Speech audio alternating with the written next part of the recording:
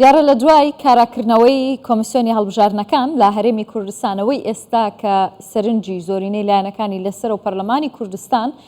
ئەوی شەموارکردنەوەی یاسای هەڵبژاردنە بۆ ئەوەی کە بزانین بەبێم یاسای هەڵبژاردن دەکرێیانە کەی پەرلەمانی کوردستان ئەو یاسایە هەموار دەکاتەوە. بەڕێز لەیلا عەبدولجەبار ئەندامی پەرلەمانی کوردستان ئێستا لە ستۆدیۆ لەگەڵ من ئامادەیە. لەیلا خان زۆر بەخێر بیت. کەی پەرلەمانی کوردستان دانیشێت بۆ ئەوەی کە یاسای هەڵبژاردن هەموار بکەنەوە؟ هەموو هەوڵەکان بۆ ئەوانە کە دانیشتنی پەرلەمان بکرێت و لایەنە سیاسیەکان بگەنە نەتیجە. مەسەلەی پرسی هەموارکردنی یاسای هەڵبژاردن بەڕاستی پێشتر لایەنەکان ڕنیشتن هەبووینە بەردەوام بوو ئێکێ بگەنە نەتیجەیەکێک و یاسایە هەڵبژاردنی بێتە هەموارکردن ڕێککەوتن ناوبەینە تقریبا هەمی لایەنە سیاسی هەبوو و یاساکە بێتە هەموارکردن و ببیتە چوار بازنە هەڵبژاردن وی ڕەنگی بێتەکردن پارتیژی ڕێگر نەبووە ئامادە بووە کاف داواکاریە لایەنەندی ئەش بوو سازانێ و بوو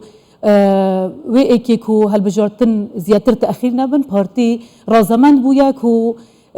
یاسایە هەڵبژاردنە بێتە هەموارکردن. بەڵێ لەیلا خان لە دوای ئەوەی کە کۆمیسیۆنی هەڵبژاردنەکان بەو شێوەیە کاراکرایەوە کە لە پەرلەمان بینیمان پێتان وایە ئێستا یەکێتی و ئەو لایەنانی کە داوای هەموارکردنەوەی یاسای هەڵبژاردن و فرەبازنەییان دەکرد بۆ هەڵبژاردننی داهاتووی پەرلەمانی کوردستان ئامادەی دانیشتنەکان دەبن یاخود کەی دەبێت پێویستە ڕێکەوتن لەسەرم بابەتەش بکرێت لە ئەتوانین بڵێن یعنی مەسەلەی کاراکردنەوەی کۆمیسیۆنی هەڵبژاردن پێنگاوێکی gelek giring bû ku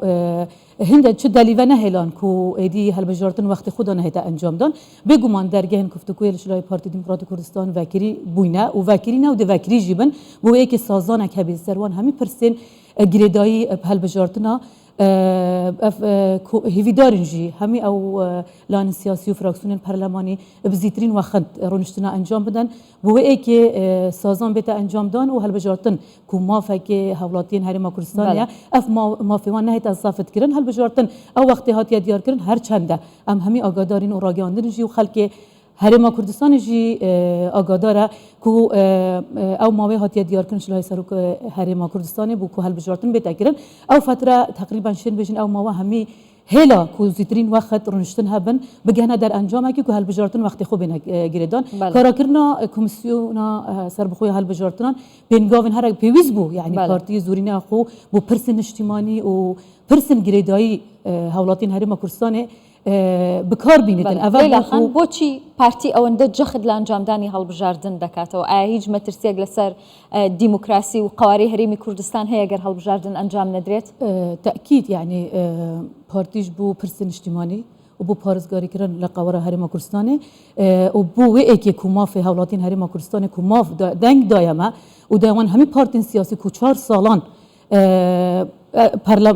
perlemanî bin nedayeme ku em keyfa xwe zêde bikin yan kêm bikin ji ber wê êkê ev mafê hewlatiyan parastina û parastina qawara Herêma Kurdistanê û parastina hewlatiyan yani ji parastina خل parastina hewlatiyên Herêma Kurdistanê ku ev mafekî wan e nabêt lê bête standin tekît yani em şên bêjin هەڵبژاردن پرۆسا هەڵبژاردنê eger wextê xwe da zêdetir teexîr bibît karîgerî di ser Herêma Kurdistanê hebin em هەڵبژاردن لە وادی دیاریکراوی خۆی لە 18 مانگی 11 ئەنجام نەدرێ ئەمساڵ ئێستا مەسەلەی مەسترین بربەست بەردەم نەکردنا هەڵبژاردنان کارە نەکردنا کۆمیسیۆنا هەڵبژاردنان بوو کارکردنا شێن بێژین چ ڕێگیری نماینە و هەڵبژاردن وەختی خۆدا نهێتە ئەنجام دان کۆمیسیۆن دەتوانێت ئامادەکاری بخایەک خود چاوەڕێی ئێوە دەکات لە پەرلەمانی کوردستان یاسای هەڵبژاردن کۆمیسیۆنا هەڵبژاردنان 6 مانگ پێویستن ئەس باوەرم ئەگەر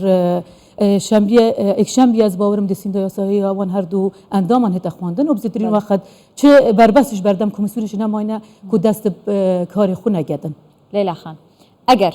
ئەگەر دانیشتن نەکرێت لە پەرلەمانی کوردستان و یاسای هەڵبژاردن هەموار نەکرێتەوە بەو یاسا کۆنی کە ئاخر جار کۆتا جار لە ساڵی 2013 هەموار کرایەوە بەو یاسای هەڵبژاردن ئەنجام دەدرێت لە هەرێمی کوردستان ئەوە مەسەلا هەڵبژاردنی شین بێژین ji bilî ku mafê hewlatên Herêma Kurdistanê bû mavê 4 salan deng dayeme pirseka niştimaniye diviya sazana hebîtin hemî layên siyasî mutefeq bin ku helbijardin bête kirin nizanim ser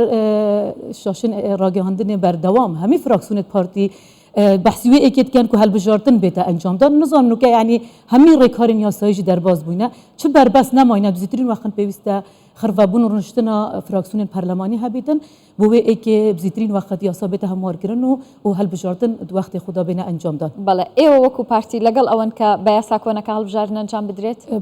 هەر ڕەنگێکی بیت بوو پارتی هیچ کێشە حاضرە هەلبژاردن وقتی خدا بێت ئەنجام دان بەڵێ زۆر سپاس دەکەم بەڕێز لەیلا عەبدولجەبار ئەندامی پەرلەمانی کوردستان ڕاستەوخۆ لەگەڵم بوویت زۆر سپاس